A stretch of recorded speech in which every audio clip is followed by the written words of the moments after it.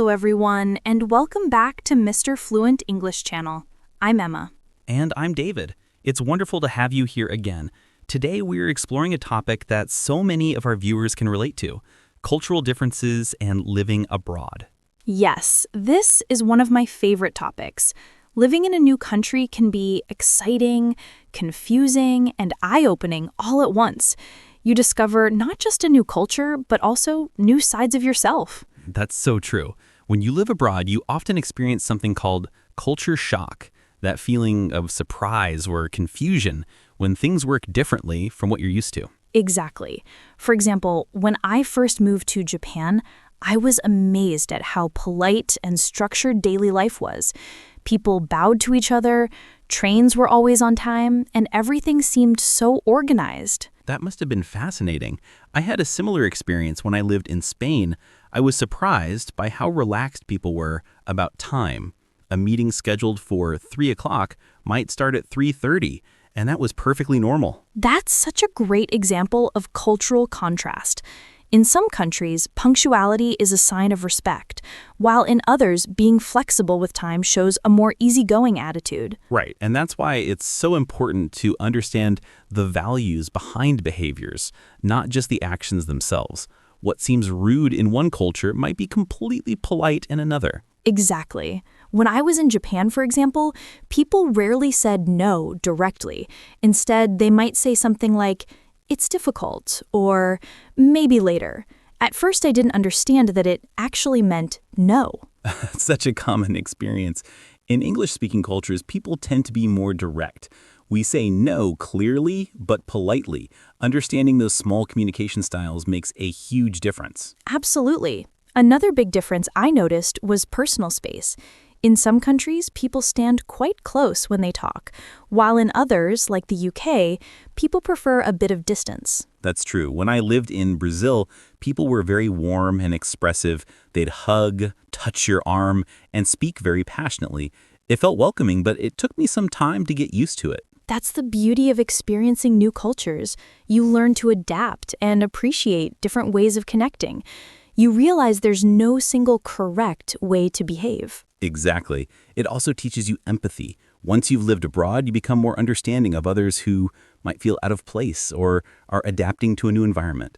That's such a good point. Living abroad often changes your perspective completely. You start to see your own culture differently. You notice habits or traditions that you never questioned before. Yes, like realizing that not everyone eats dinner at the same time. In some countries, dinner is at 6, while in others it might be at 9 or even later. Or how people greet each other. A handshake, a kiss on the cheek, a bow. Each culture has its own style. It's fascinating to see how something as simple as saying hello can vary so much. It really is. And speaking of greetings, I think language plays a huge role in how we understand culture. Learning a few local expressions can make your experience abroad so much richer. Completely agree. Even if you only know a few phrases like thank you, excuse me, or how are you, it shows respect and helps build connections with locals. Definitely. And sometimes even the way people use English differs by culture. For instance, in the US, people are often more casual and open, while in the UK, English can sound more formal or reserved. Yes, and both are correct. It just reflects cultural communication styles. Understanding that makes you a more flexible and confident speaker. That flexibility is one of the biggest skills you develop when living abroad: adaptability. You learn to handle unexpected situations, different customs, and even small things like grocery shopping in another language. Exactly. I still remember my first time shopping in a Japanese supermarket. I couldn't read the labels, and I accidentally bought vinegar instead of oil. I've done that too.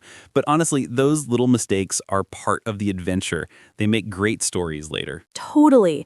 Living abroad teaches you not to take yourself too seriously. You become more patient and open-minded. And you develop what's called cultural intelligence, the ability to understand, respect, and adapt to different cultures. It's a skill that's valuable everywhere in work, travel, and daily life. That's true. And it's something that grows with experience.